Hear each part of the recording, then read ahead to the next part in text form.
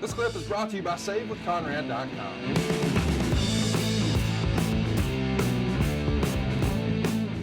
Of course, we know it finally happens. Great American Bash 1990. Go back and revisit Grilling JR number 10, which we dropped May 25th, 2020, where we talked about that show in long form. But this is the day where Sting finally becomes the man. I understand that Ric Flair signed a contract extension right before. He wasn't exactly tickled to be losing the belt, but boy, what a moment it is when Sting finally beat him. Huge celebration, huge pyro. And at this point, just as a frame of reference, WCW has never made a profit. They lost money in 88. They lost money in 89. It looks like they're, still losing money here halfway through 1990. But the hope and the goal is this is going to be the, as Bruce would call it, the fresh paint of coat that we're looking for. It was a big night there in Baltimore when Sting became the man, was it not? Oh yeah. Yeah, it was great. They've been waiting. Anticipation is like one of the great emotions that we can sell in the wrestling business or anybody else's business. If you can provide what you perceive to be is going to be this great offer, this great product, and you built to that moment, which is now in Baltimore, fans are more than ready. I think they came there and bought tickets to see this historic day. And to me, it just showed how much more valuable Flair was than people thought. He was as valuable in this point of the territory. Flair was as valuable as a challenger and an angry former champion chasing as he was as the champion, the heel champion, in my opinion. That's how valuable Flair was to our company. So, he did, I know he didn't want to lose the title, but he's going to get it back. So that's what I always told him. You're going to get it back. What the hell? When you guys start promoting this match, and we're plugging it and making sure everybody understands, hey, here's the big pay-per-view, Sting is back, and Sting and Flair, blah, blah, blah. Was there any concern that Sting might not actually be ready to go, that he might be coming back too soon? Yeah, there's always that concern of somebody coming back with an injury that was ahead of the forecasted date of healing.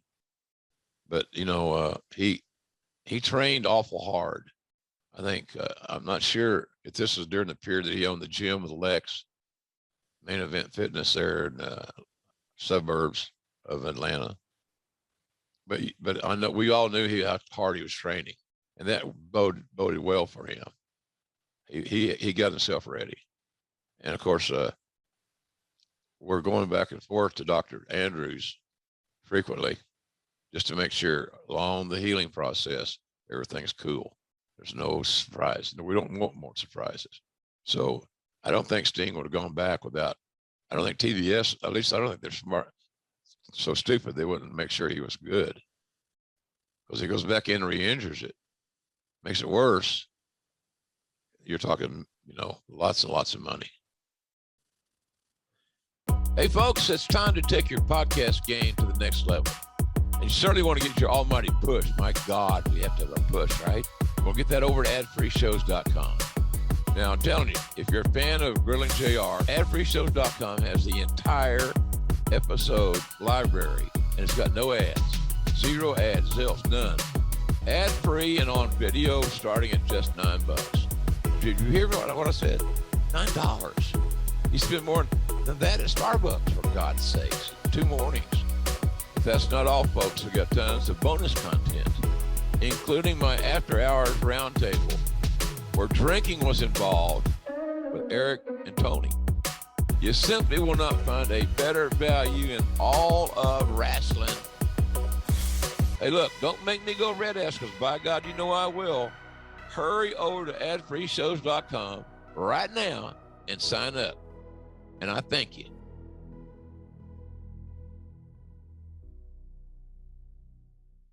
I want to also mention that Sting's finally going to return to the ring to team with Luger to get a win over Flair and Wyndham July 1st, Farmland, Tennessee.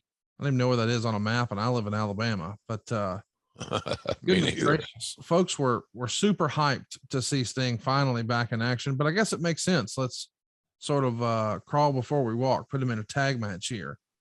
But the big moment, of course, happens Great American Bash 1990 in Baltimore. It takes 16 minutes and 5 seconds, and Sting wins his first NWA World title. And Meltzer points out that Sting wasn't really doing a lot of what got him over due to the knee injury. But after the match, boy, Sting pays his respects. He calls Ric Flair the greatest champion ever in an interview with Gordon Soley that he does on the ramp. And there's some boos in the live crowd when he does it.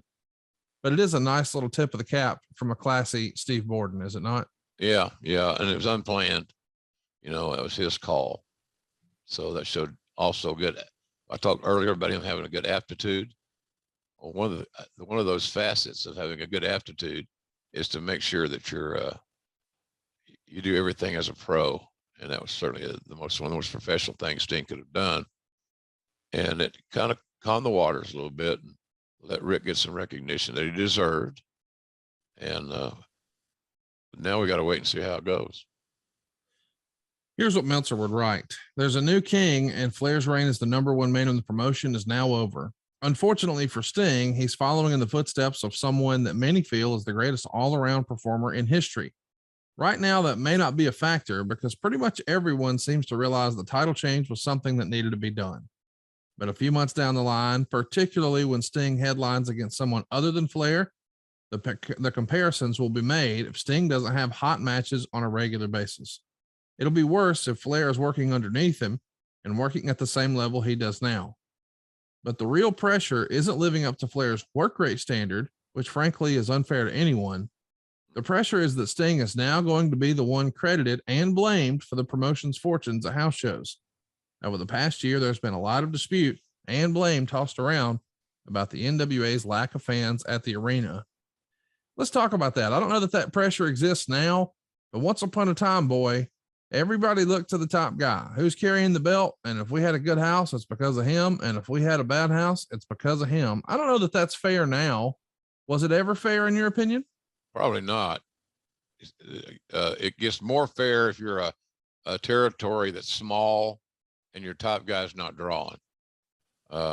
There's so much depth in AEW today and so much depth in WWE today that it's hard to blame negatives on one person, because this is truly more of an ensemble cast era than it is the one shining star.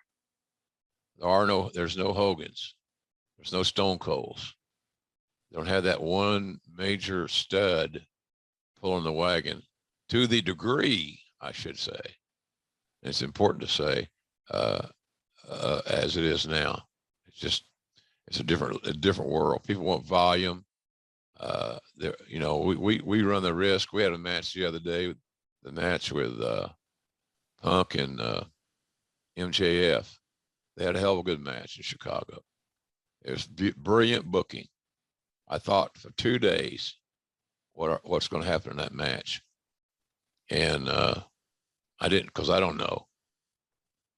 And it was just amazing that we tested the waters on a 40-plus minute TV match, including commercials, and we had a finish where the villain goes over to close the show. Two things that aren't done a lot anymore. So it keeps changing, Conrad. We haven't seen the last of any of these changes that are ongoing in our business.